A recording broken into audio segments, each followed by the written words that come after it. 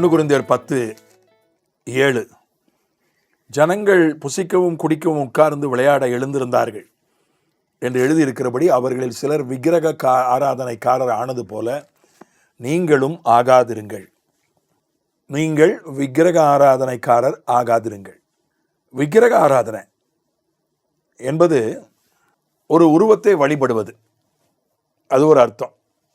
இன்னொரு அர்த்தம், கடவுளுக்கு உரிய இடத்தை ஒருவருக்கோ ஒரு பொருளுக்கோ கொடுப்பது, ஒரு விஷயத்துக்கோ கொடுப்பது, அது விக்கிரக ஆராதனை. செய்யும் தொழிலே தெய்வம்னு ஒருத்தன் சொன்னான்னா அதுவும் விக்கிரக ஆராதனை தான். அவன் தொழிலை அவன் கடவுளாக நினைக்கிறான். ஒரு கடையிலையோ ஹோட்டல்லையோ எழுதி போட்டிருந்தாங்க, வாடிக்கையாளர்கள் தான் எங்களுக்கு தெய்வம்னு எழுதி போட்டிருந்தாங்க, அதுவும் விக்கிரக ஆராதனை தான். வாடிக்கையாளர்கள் ஒரு தொழிலிலே முதன்மையானவர்கள், மறுப்பதற்கில்லை. ஆனால் அவங்க கடவுள் ஆக மாட்டாங்க. அன்னையே தெய்வம், அம்மா தான் கடவுள்னு சொல்லி அந்த மாதிரி சிந்தனை நம்ம நாட்டில் நிறைய உண்டு. கடவுள் இல்லை என்று சொல்கிறவர்கள் கூட அம்மாவை கடவுளாக போற்றி வணங்கின விஷயங்களும் நம்ம ஊரில் உண்டு, நம்ம நாட்டில் உண்டு. அம்மா மதிப்புக்குரியவர், அன்புக்குரியவர், போற்றுதலுக்குரியவர், எந்த சந்தேகமும் கிடையாது. ஆனால் அம்மா ஒரு நாளும் கடவுளாகிவிட முடியாது. நம்ம ஊரில் அன்னையும் பிதாவும் முன்னேறி தெய்வம், மாதா பிதா குரு தெய்வம், கணவனே கண்கண்ட தெய்வம், இது எல்லாமே விக்கிரக ஆராதனை தான்.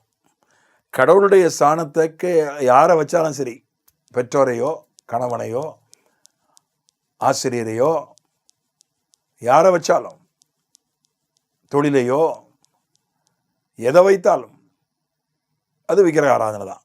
அது ஒரு பக்கம், அது நமக்கு நல்லா தெரியும். இன்னொரு பக்கம், வேத புஸ்தகம் புதிய ஏற்பாட்டில் எபேசியர்லையும் கொலோசையர்லையும் பொருளாசை ஆகிய விக்கிரக ஆராதனை, பணத்தின் மீது அளவுக்கு அதிகமான ஆசை வைப்பது, அதுவும் ஒரு விக்கிரக ஆராதனை தான். அது நமக்கு தெரியும். பழைய ஏற்பாட்டில் சொல்லப்பட்டிருக்கிற ஒரு விக்கிரக ஆராதனை 1 சாமுவேல் 15:23 அது சொல்லப்பட்டிருக்கிறது.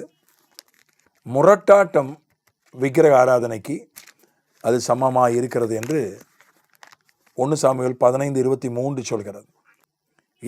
இரண்டகம் பண்ணுதல் பிலிசூனிய பாவத்திற்கும், முரட்டாட்டம் பண்ணுதல் அவபக்திக்கும் விக்கிரக ஆராதனைக்கும் சரியாக இருக்கிறது.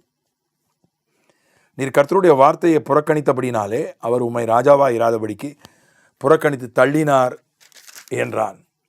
இங்கே ஒரு முரட்டாட்டம்ன்றது ஒரு ரிபலியஸ்னஸ், ஒரு கலகத்தன்மை, ஒரு கீழ்ப்படியாமைன்னு சொல்லலாம். ஏன்னா ஆண்டவர் என்ன சொல்கிறாரு, நீ போய் அமலேக்கை மடங்கடிக்கணும், அமலேக்கியருக்கு தண்டனை கொடுக்க வேண்டும். இது எவ்வளோ நாளாக இருக்குது, பல 100 ஆண்டுகளாய் கர்த்தர் அதை முன்குறித்து வைத்திருக்கிற அமலேக்கியர் தப்பு பண்ணிட்டாங்க, அவர்களுக்கு தண்டனை கொடுக்கணும். அவர்களுக்கு தண்டனை கொடுக்கறதுக்கு ஒரு வருஷத்தை குறிக்கிறார். இந்த வருஷத்தில் அமலேக்கியருக்கு தண்டனை கொடுக்கணும். தண்டனை கொடுக்கறதுக்கு கருவி யாருன்னா சவுல் ராஜா. அப்போ ஆண்டவர் சவுல் ராஜா கிட்ட சொல்கிறாரு, நான் அமலேக்கியருக்கு தண்டனை கொடுக்கணும், அவங்க தப்பு பண்ணியிருக்காங்க, அதனால் நீ என்ன செய்யணும், அவர்களுக்கு மரண தண்டனை நான் கொடுத்து விட்டேன். அமலேக்கியருக்கு மரணம், எல்லாரையும் நீ அழிச்சிடணும். குழந்தைகள், மாடுகள், ஆடுகள், ஒட்டகங்கள், கழுதைகளை கூட நீ கொன்று விட வேண்டும். மனிதர்களை மட்டுமல்ல, எல்லாருக்கும் மரண தண்டனை. அவங்க என்ன பாவம் பண்ணாங்கன்னு அது சொல்லப்பட்டிருக்கு வேதத்தில். அவர்களுக்கு பல 100 ஆண்டுகள் வாய்ப்பு கொடுத்தோம், அவங்க திருந்தலை. அதனால் ஆனால் இவன் என்ன பண்ணான், மனிதர்களுக்கெல்லாம் மரண தண்டனை கொடுத்துட்டான் கர்த்தருடைய கட்டளைப்படி. ஆனால் பொருட்களை மட்டும் கொண்டாந்துட்டான்.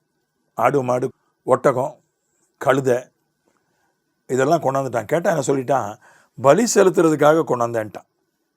அதனால தான் சாமுவேலை கொண்டு ஆண்டவர் பேசுகிறாரு, முரட்டாட்டம் பண்ணுதல் அது விக்கிரக ஆராதனைக்கு சரியாக இருக்கிறது. ஆண்டவர் ஒன்று சொன்னால் அதுக்கு கீழ்ப்படியணும், நம்ம இஷ்டத்துக்கு ஒன்று செய்யக்கூடாது. என்னப்பா நல்ல ஆடாக இருக்குது, நல்ல மாடாக இருக்குது, நல்ல கழுதையாக இருக்குது, நல்ல ஒட்டகமாக இருக்குது, அதெல்லாம் வந்தால் அது என்ன பாவம் பண்ணிச்சு? அவன் நினச்சிருப்பான், மனிதர்கள் தானே பாவம் பண்ணாங்க, அவங்களுக்கு தானே தண்டனை கொடுக்கறது நியாயம், இது என்ன பாவம் பண்ணிச்சு? அதை வந்து நம்ம கொண்டாந்து நம்ம வளர்த்தோம்னா நமக்கு நல்லது தானே என்று இவன் ஆண்டவருக்கு கீழ்ப்படியலை. அதைத்தான் முரட்டாட்டம் என்று வேதம் சொல்கிறது.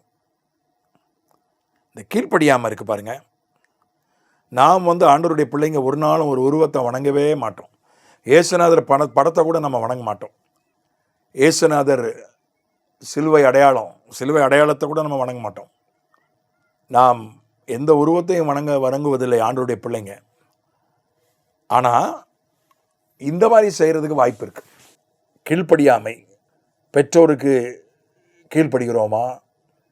திருமணம் ஆகாத பிள்ளைகள், திருமணம் ஆன பிறகு பெற்றோருக்கு கீழ்ப்படிய வேண்டியதில்லை, அவர்களை கனம் பண்ணணும்.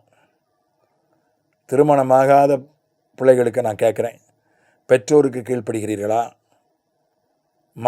மாணவியருக்கு கேட்குறேன், ஆசிரியர்களுக்கு கீழ்ப்படுகிறீங்களா? எல்லாருக்கும் கேட்குறேன், ஆவிக்குரிய தலைவர்களுக்கு கீழ்ப்படுகிறீங்களா? எல்லாருக்கும் கேட்குறேன், அதிகாரங்களுக்கு, சட்டங்களுக்கு, அதிகாரிகளுக்கு கீழ்ப்படுகிறீங்களா? வேலை செய்கிறவங்களுக்கு கேட்குறேன், உங்கள் மேல் அதிகாரிகளுக்கு கீழ்ப்படுகிறீங்களா? கீழ்ப்படியலைன்னா அது விக்கிரக ஆராதனை அப்படின்னு வேதம் சொல்லுது.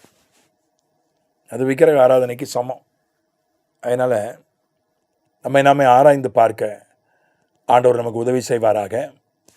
ஆண்டவர் நம்மை மன்னிப்பாராக.